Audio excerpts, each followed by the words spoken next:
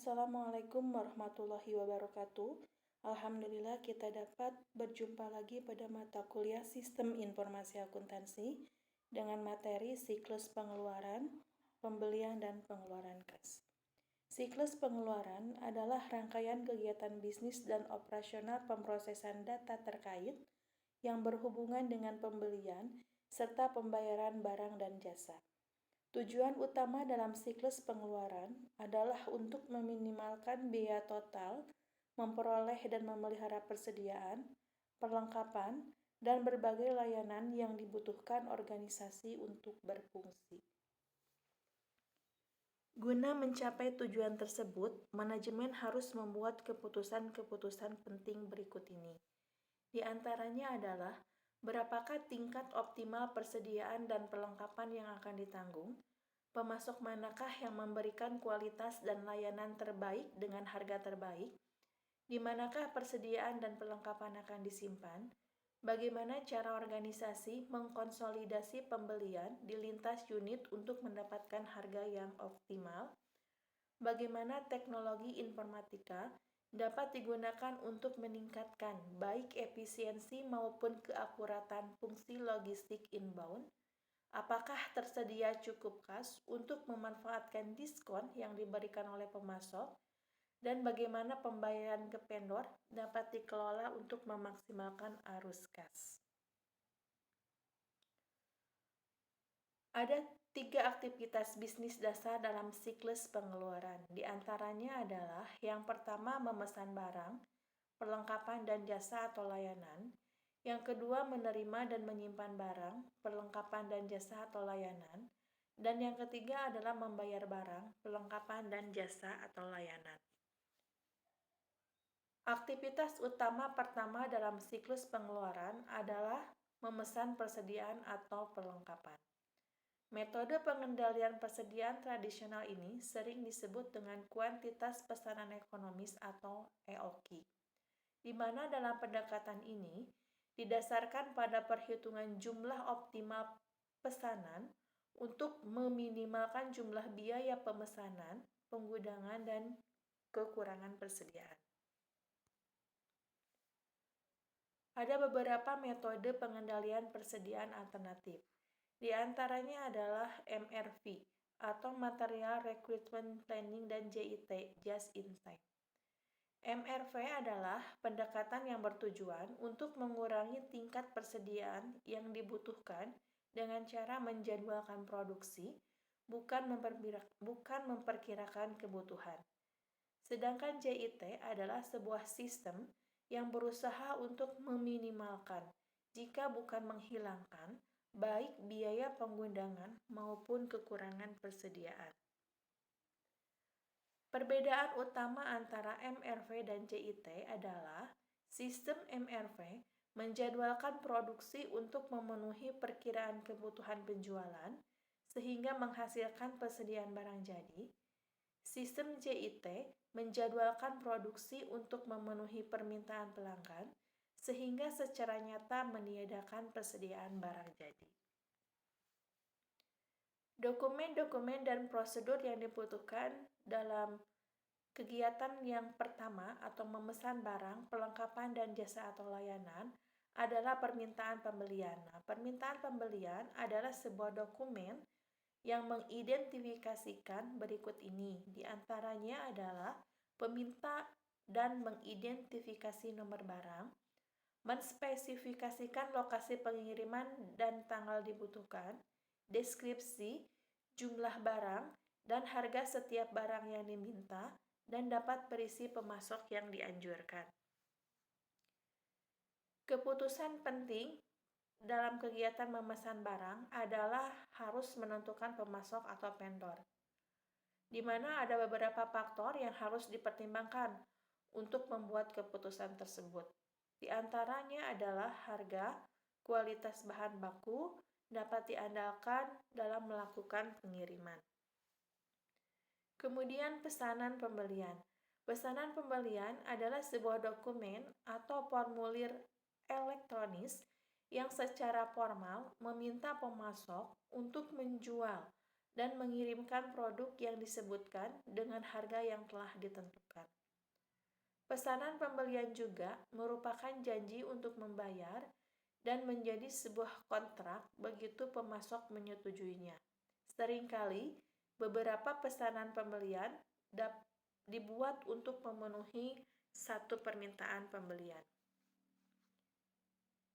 Aktivitas bisnis utama kedua dalam siklus pengeluaran adalah penerimaan dan penyimpanan barang yang dipesan.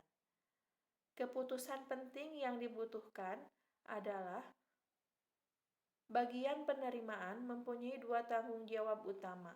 Yang pertama adalah memutuskan apakah menerima pengiriman dan juga memeriksa jumlah dan kualitas barang. Dokumen-dokumen dan prosedur-prosedur yang dibutuhkan pada kegiatan ini adalah laporan penerimaan. Laporan penerimaan adalah dokumen utama yang digunakan dalam subsistem penerimaan dalam siklus pengeluaran. Laporan ini mendokumentasikan rincian mengenai setiap kiriman, termasuk tanggal penerimaan, pengiriman, pemasok, dan juga nomor pesanan pembelian. Bagi setiap barang yang diterima, laporan ini akan menunjukkan nomor barang, deskripsi, unit ukuran, dan jumlah barang yang diterima. Selanjutnya adalah aktivitas utama ketiga dalam siklus pengeluaran adalah menyetujui faktur penjualan dari vendor untuk pembayaran. Bagian utang usaha ini akan menyetujui faktur penjual untuk dibayar dan kasir akan bertanggung jawab untuk melakukan pembayaran. Tujuan utang usaha adalah untuk mensahkan pembayaran hanya untuk barang dan jasa yang dipesan dan benar-benar diterima. Ada dua cara untuk memproses faktur penjualan dari vendor.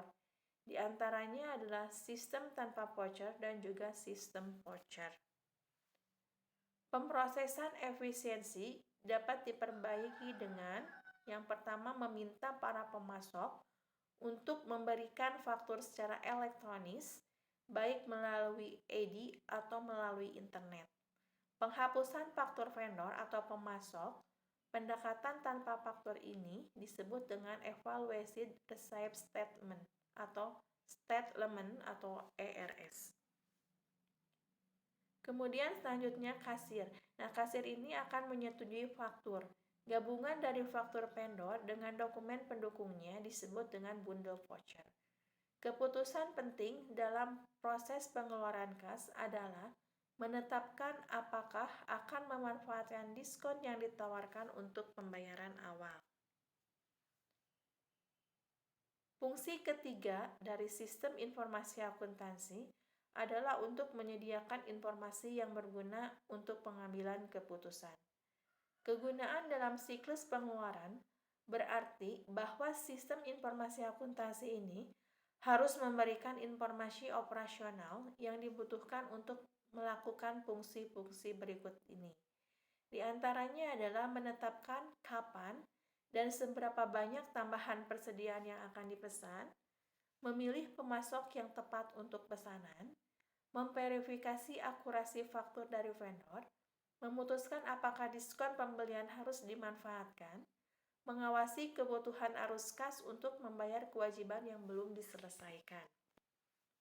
Sebagai tambahan, sistem informasi akuntansi harus memberikan informasi evaluasi strategis dan kinerja berikut ini.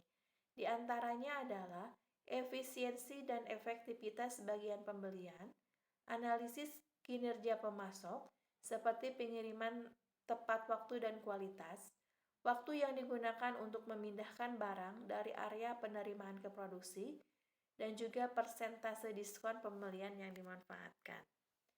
Nah, ini ada beberapa flowchart dalam siklus pengeluaran.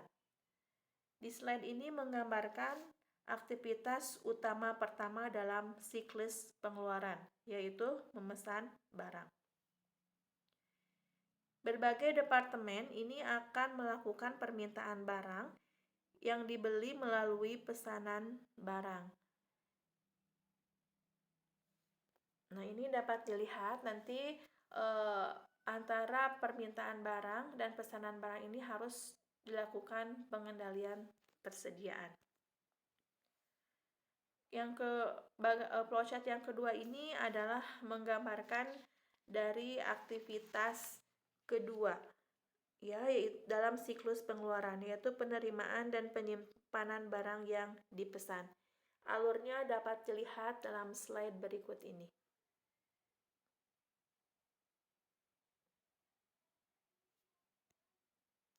Kemudian siklus pengeluaran penerimaan, di mana dari pembelian ini akan menghasilkan dokumen pesanan pembelian, dan dari pemasok adalah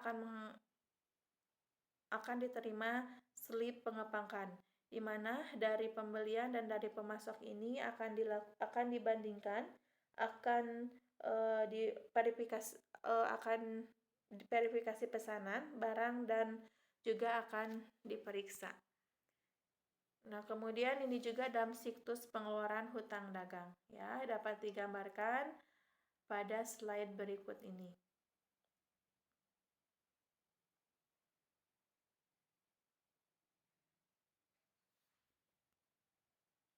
Kemudian ini adalah kasir. Ya, siklus pengeluaran yang dilakukan oleh kasir dapat dilihat dalam slide ini, di mana nanti di bagian account payable, invoice, kemudian akan menerima laporan berupa pesanan pembelian, kemudian ada voucher pencairan, di mana nanti akan dibandingkan dengan yang ada di bagian akuntansi, ya, di mana nanti batch total juga akan dibandingkan. Kemudian ada pengendalian, tujuan, ancaman, dan prosedur. Fungsi lain dari sistem informasi akuntansi yang dirancang dengan baik adalah untuk memberikan pengendalian yang cukup untuk memastikan bahwa tujuan-tujuan berikut ini terpenuhi. Di antaranya adalah transaksi-transaksi diotorisasi dengan tepat, transaksi-transaksi dicatat dengan valid, otorisasi transaksi dicatat, dan transaksi dicatat secara akurat. Aset ini berupa kas, persediaan, dan data. Ini dapat diamankan atau dijaga dari kehilangan atau pencurian. Aktivitas bisnis dilakukan secara efisien dan dengan efektif. Kemudian ada beberapa ancaman, diantaranya adalah mencegah kehabisan atau kelebihan persediaan, meminta barang yang tidak dibutuhkan, membeli dengan harga yang dinaikkan, membeli barang berkualitas rendah, membeli dari pemasok yang tidak diotorisasi, dan komisi atau kickbacks. Menerima barang yang tidak dipesan, membuat kesalahan dalam penghitungan, mencuri persediaan, gagal memanfaatkan diskon pembelian yang tersedia, kesalahan mencatat dan memasukkan data dalam utang usaha, dan kehilangan data. Kemudian apa sih prosedur dalam pengendalian tersebut? Di antaranya adalah sistem pengendalian persediaan, analisis kinerja pemasok, persetujuan permintaan pembelian, batasi akses ke permintaan pembelian kosong, konsultasi daftar harga, dan juga pengendalian anggaran. Gunakan daftar pemasok yang disetujui, persetujuan pesanan pembelian, pemesanan pembelian sebelum penomoran, larangan hadiah dari para pemasok, insentif ke semua rekening pengiriman, pengendalian akses fisik, cek ulang akurasi faktur, dan pembatalan pengepakan voucher. Model data siklus pengeluaran. Penggabungan model dan REA, kedua-duanya data transaksi akuntansi internasional dengan data operasional lain. Contohnya adalah tanggal dan jumlah tiap pembelian, informasi tentang di mana barang-barang disimpan, ukuran kinerja pemasok seperti tanggal pengiriman. Nah, ini diantaranya ada diagram REA parsial siklus pengeluaran. Dapat dilihat dalam slide berikut.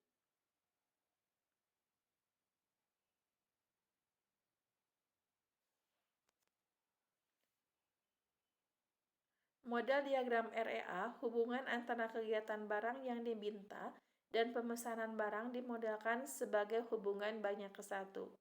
Mengapa? Karena kadang-kadang perusahaan menerbitkan pemesanan pembelian untuk permintaan pembelian individu, pada waktu yang lain mengambil keuntungan dari pemotongan volume dengan menerbitkan satu pemesanan pembelian untuk satu set permintaan. Nah, kemudian ini juga ada diagram REA, parsial siklus pengeluaran. Ini dapat dilihat dalam slide berikut.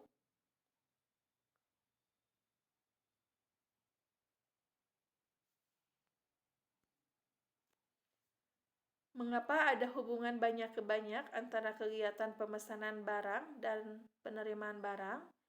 Alasannya adalah karena kadang-kadang para pemasok membuat beberapa pengiriman terpisah untuk memenuhi satu pesanan pembelian. Lain waktu, para pemasok mengisi beberapa pesanan pembelian dengan satu pengiriman. Kadang-kadang, para pemasok melakukan pengiriman untuk mengisi penuh pesanan pembelian tunggal. Ya, alhamdulillah materi untuk hari ini cukup sekian. Assalamualaikum warahmatullahi wabarakatuh.